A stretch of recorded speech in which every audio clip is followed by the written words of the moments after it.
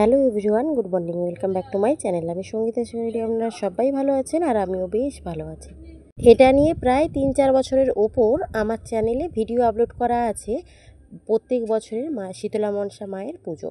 আর প্রায় আগের বছর থেকে মা আর বোন এই পুজোতে আমাদের আসছে বাড়িতে।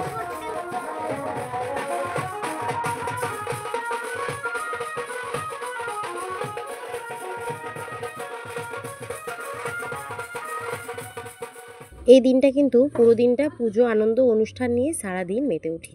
আমি একটা ছোট্ট কাজ ছাড়তে এসেছিলাম প্রায় 2 থেকে 2.5 কিলোমিটার দূর, আর সেখান থেকেই মিষ্টি নিয়ে মায়ের জন্য ফিরছি এখন বাড়ির পথে। সোনাইকে কিন্তু এই নতুন জামাটা দিয়েছে আমার মা পয়লা বৈশাখে, আর আমি কিন্তু আজ একদম নতুন সায়া শাড়ি ব্লাউজ পরেছি, কারণ মায়ের গন্ডি দেবো বলে। বোনও একটা সুন্দর শাড়ি পরেছে। এরপর আমরা সবাই মিলে বেরিয়ে পড়লাম আরও একটা মন্দিরের উদ্দেশ্যে। ওই মন্দিরে পুজো দিয়ে এসে বাড়ির মন্দিরে পুজো দেওয়া হবে। জানো তো, আমি অলৌকিকভাবে দেখেছি এই দিন, এই পুজোটা যেই দিনই হয় না কেন সেদিন এক ফোঁটা হলেও বৃষ্টি হয়। দেখো, পুরো আকাশ পরিষ্কার, কোথাও কিছু নেই। হঠাৎ করে এমন অঝোরে বৃষ্টি এলো, প্রায় ঘন্টা দুয়েক ওই মন্দিরেতেই আটকে পড়েছিলাম। এটা কিন্তু বেশ ভালোই লাগছিল। এই জন্য গন্ডিটা দিতে কিন্তু একটু দেরি হয়ে গিয়েছিল, মানে একটু বিকেল হয়ে গিয়েছিল বলতে পারো। তবে কি জানো তো, এই পুজোটাতে সোনাইয়ের পাপা কোনো বছরই আসতে পারে না, তাই আমাদেরও একটা মানসিক আছে, সেটা শোধ করা হচ্ছে না। এবার সময় আর সুযোগ দুটোকে নিজেদের মধ্যেই করে নিয়ে মায়ের পুজোটা সম্পূর্ণ করে নিতে হবে। দেখো, হঠাৎ করে অঝোরে বৃষ্টি এসে পড়েছে। মোটামুটি যাদের গাছে যতটুকু আম ছিল সবটুকু ঝরে পড়েছে। তবে এবছর গরমে দারুণ মানুষ কষ্ট পাচ্ছে। প্রায় অনেকটা সময় অপেক্ষা করে বৃষ্টি আর থামেনি, তাও আমরা বেরিয়ে পড়েছি বাড়ির উদ্দেশ্যে। সোনাইকে একটা ধুতি কাপড় দিয়ে বেঁধে দিয়েছিলাম এরকমভাবে, যদিও ওটা ধুতি কাপড় নয়, উত্তরীয় বললেই চলে। আমি এখানে গামছাটা ভালো করে গলায় বেঁধে নিয়েছিলাম কোমরের সাথে।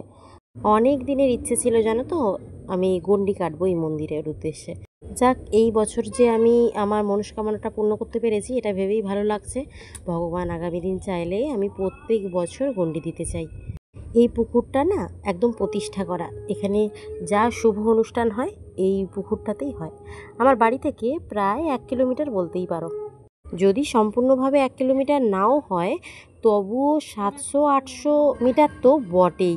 বোনকে বলেছিলাম ভিডিও করতে, ওরও আর অতটা খেয়াল নেই, আর ভালো মতো ভিডিও করতেই পারেনি। যতটুকু পেরেছিল করে দিয়েছিল, আর সেইটুকুই আর শেয়ার করলাম তোমাদের সাথে। মানু ছিল, অর্থাৎ বোন ছিল বলে একটু তবু সোনাইকে ধরতে সাহায্য করেছিল, তাই আমিও কাজটা সহজভাবে সম্পূর্ণ করতে পেরেছিলাম। আর 2 মা যে শাড়ি দুটো পরে আছে, এটা আমার ননদ দিয়েছে দুজনকে দুটো। এবার বাড়ির মায়ের মন্দিরের পুজো শুরু হবে। তার আগেই আধা ঘন্টা বৃষ্টি হয়ে চারিদিক একদম কাদায় শেষ করে ফেলেছে জায়গাটা। পরে কিন্তু বাতাসা হরিলুটের সময় ভীষণ অসুবিধা হয়েছে, কেউ একটাও গোটা সুস্থভাবে বাতাসা খুঁজেই পায়নি, সব কাদা মাখামাখি হয়ে গিয়েছিল। গন্ডি কাটা, ধুনোচি মানে ধুনো পোড়া, তারপর বাতাসা, হরিলুট সমস্ত কিছু প্রায় সুন্দরভাবে সম্পূর্ণ হয়েছিল। এই পুজোটার সময় রাকেশের জন্য একটু মন খারাপ করে আমার। বাড়ির আগের দিকেই ঢাক ঢোল কত বাদ্যি বাজনা, কিন্তু সোনার পাপাটা বাড়িতে থাকতে পারে না, সেই নিয়ে ওরও মন খারাপ হয়ে যায় বেশি, আর আমারও ভীষণ মন খারাপ করে। এখন পাঠা বলি হবে, সেই জন্যই সমস্ত কিছু রেডি হচ্ছে। আমি যখনই ভিডিও করি এই দুষ্টু বুড়িটা না ইচ্ছে করে এসে আমার ভিডিওর মাঝে কথা বলে, জানো তো। তোমরা যদি চাও বাড়িতে বসেই আমার এই সুন্দর পুজোর অনুষ্ঠানটা দেখতে পারো। আজকাল এত গরম পড়েছে, তার সাথে ব্যস্ততা এত চূড়ান্তভাবে হয়ে গেছে যে আজকাল আর ভিডিও ভালোভাবে দিতেই পারি না, মানে দেই না, ওই 2 মাসে একবার। এরপরে ধুনো পোড়া হবে, আর এটা সাধারণত মায়েরা পোড়ায় ধুনোটা, মানে যে যার বাড়ি সে তার কর্তৃ ধুনোটা পোড়ায়, আর বাড়ির বংশধর অর্থাৎ ছেলে এই ধুনোটা পোড়াতে সাহায্য করে। সেহেতু বাড়িতে তো কেউ নেই, এই দায়িত্বটা অন্যান্য বছর আমার ননদই করে, কিন্তু সে যেহেতু এবছর আসতে পারেনি, 2-1 দিন আগেই বাড়ি ফিরে গেছে, সেহেতু বাড়িতে তো তেমন কেউ নেই, তাই আমি এটাতে সাহায্য করছি। পরে যদিও আমার যার তো ভাসুররা এটাতে হেল্প করে দিয়েছিল, আমার জ্যাঠা শ্বশুরের ছেলেরা। এটাও বেশ একটা সুন্দর অনুষ্ঠান, ভালোই লাগে দেখতে। আর তারপর কি হয় জানো তো, সবাই মিলে এক এক করে সবার কোলে বসে বসে যায়।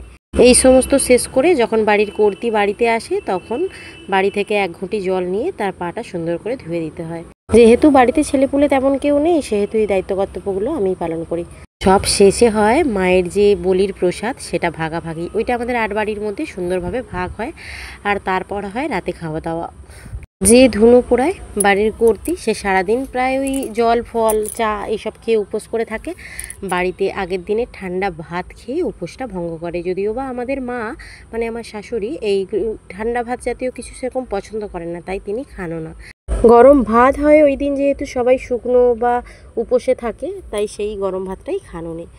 পরের দিনই মা বানু বাড়ি চলে যাবে বলে হুরুস তুরুস, কারণ যুদ্ধ লেগেছে দেশে। তাই একদিন আটকে শীতলা মনসার গান শুনে মা আর বোন চলে গেল বাড়ির উদ্দেশ্যে। আর আমি আর সোনাই একলা জীবন।